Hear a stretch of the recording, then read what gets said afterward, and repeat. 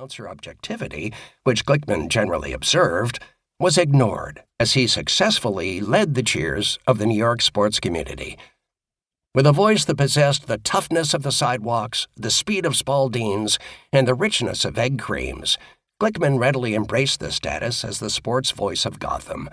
He declared himself as much a New Yorker as a New Yorker can be.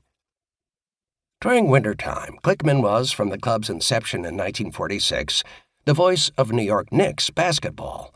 From his booth on a platform on the mezzanine level, about 20 feet above the floor of Madison Square Garden, the mecca of American indoor sports, his well-chosen and creative words, delivered in a staccato, concise, and clear style, reflected his firm belief that the listener ought to see the game the same way the spectator in the stands sees the game.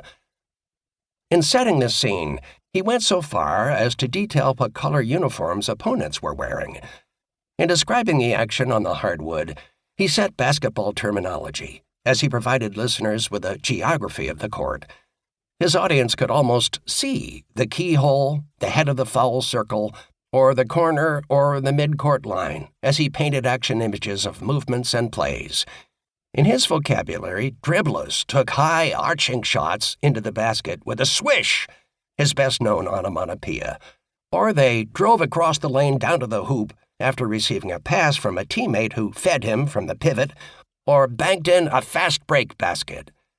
In his classic Ramona Clay novel, On the Road, Jack Kerouac, a legendary voice of the 1950s Beat generation, has Dean Moriarty, the fictionalized persona of his travel companion, poet Neil Cassidy, groove to a garden broadcast. Man, have you dug that mad Marty Glickman? Announcing basketball games up to midcourt, bounce, fake, set, shot, swish, 2 points. Absolutely the greatest announcer I have ever heard. Radio critic Don Freeman, gesturing toward the announcer's directions to his captivated audience, noted that it was clear that Marty issues such statements with the inherent sense of frolic of a man who knows what he is reporting is merely a boy's game played by young men. But he is serious, too, as befits the true professional at the microphone. Documentarian James L. Friedman, who directed an HBO film to posthumously honor his hero before a national viewing audience that included those who, in his view, had not been privileged to hear Glickman's voice, heartily agreed. For him, Glickman represented the purity of sport, a primal feeling when you first had a catch with your dad. That's what emanated from Marty's broadcasts.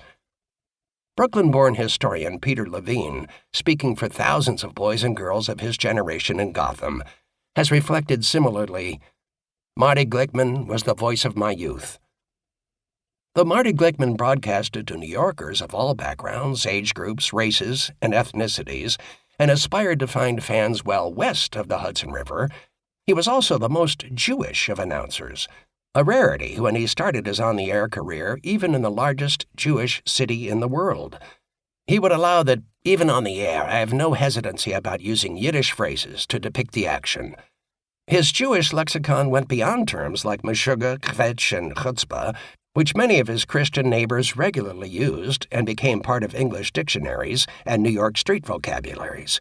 Words like farmatert, Glickman's English translation was deadbeat, as in he really looked beat out there, rolled off his tongue often to the bemusement, if not confusion, of his non-Jewish color commentators who complimented his play-by-play accounts with their analyses of the action. At those moments, sidekicks like former Giants linebacker and West Virginian Sam Huff, whom Glickman characterized with affection as an often garrulous, very bright hillbilly, were silenced for a spell.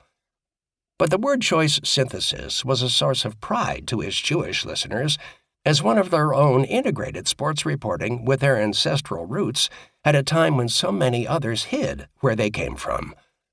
For Glickman, such digs into Yiddish phraseologies, which he drew from his bilingual background, even though the use of English was preferred at home, provided a subtle way for this American broadcaster to express himself as a cultural Jew.